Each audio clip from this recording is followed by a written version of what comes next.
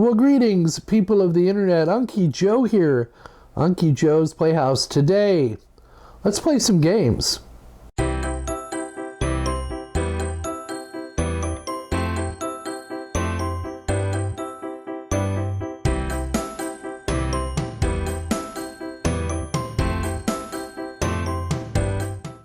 Well, I am speaking, of course, of my gaming PC. As you know, I have built a gaming computer and put it in the living room so we can play retro games. And the plan is that as I learn new stuff on Launchbox and Big Box and Kodi and all that stuff, we're going to try and integrate that into a one box to rule them all to play games, whether it be retro games or Steam games or Xbox games or whatever games. I would create a duplicate gaming machine.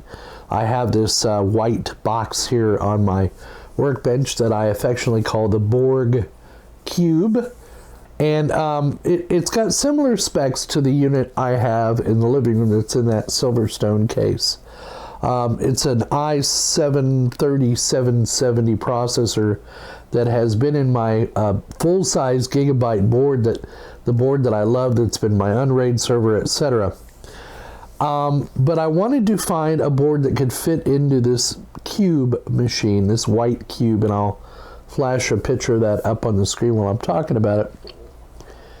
And turns out I couldn't find any mini ITX boards that would support that i7-3770 processor, at least in the United States. So I have never ordered anything from AliExpress until last month. I did find a gigabyte board, so not quite sure how AliExpress worked and whether I was comfortable giving them my access to my credit card. I decided to go ahead and pull the trigger and order this board, and it told me it was going to take 30 to 45 days to get over here from China. Now, I think it actually took about 20 days, 20 or 25. I'll have to check that out. The board came in. And I really kind of should have done more research on this board than I did.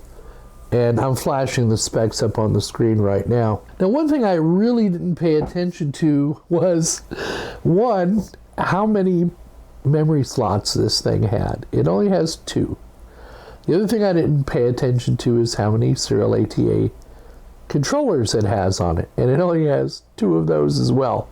But it was the right size board, and what it allowed me to do was utilize that i7-3770 processor, which, you know, I probably paid a couple of $100 for a few years ago, and I didn't want to waste that CPU and throw it away and buy a Ryzen for this and go through all that. And I'd rather put old parts back to use. So I think I paid $65 for this motherboard. So what this video is about today is me putting this into the BORG Cube and getting it up and running. Now, once this is done, then what I'll be able to do is go through and show you some of the more technical soup to nuts kind of setup with Launchbox, Big Box, how to set up an automatic login, that kind of thing, so that it just kind of boots up and comes right into a Big Box or Launchbox, so you can play your retro games. And we'll talk about things like how I set up the controllers and that kind of thing. So, but let me show you putting this thing together first of all.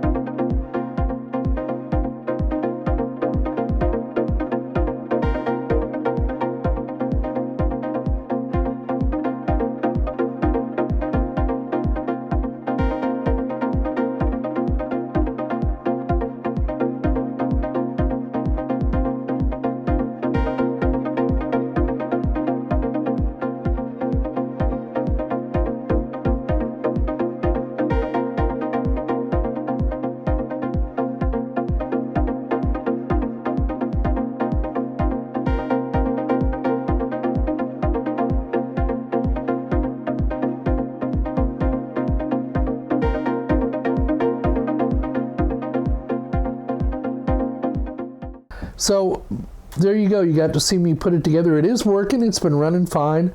I've been burning it in for several days, and I'm quite happy with the results. And you know, I can live with the limitation of 2 RAM slots and 2 serial ATA controllers. It's no big deal.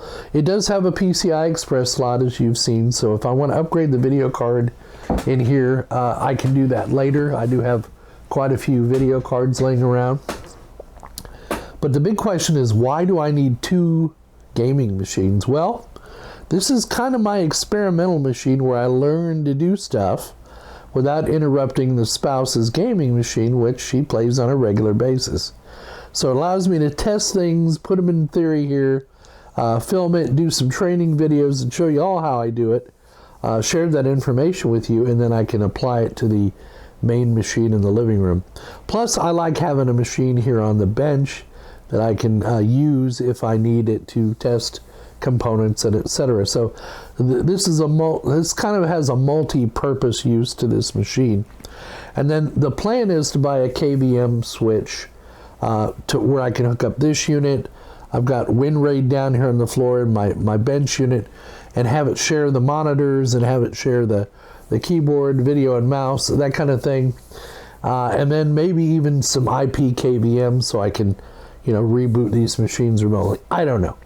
But I need a bench machine, and that's why I built this and made it into a gaming machine as well, so I can test all this kind of stuff. So there you go, folks. We hope you found the video entertaining and informative as always. Please give us a thumbs up down below if you liked it, or a thumbs down if you didn't like it. Leave your comments in the comments section. I love talking to subscribers and non-subscribers and getting your opinion on stuff. And if you want to comment on it, please do so. Subscribe if you're not already a subscriber, and click that notification bell to be notified of new videos when they come out. And let's see, donate if you're so inclined, PayPal, Patreon, and the YouTube join function. Come back and see us again, and please don't forget that we'll see all of you on the other side.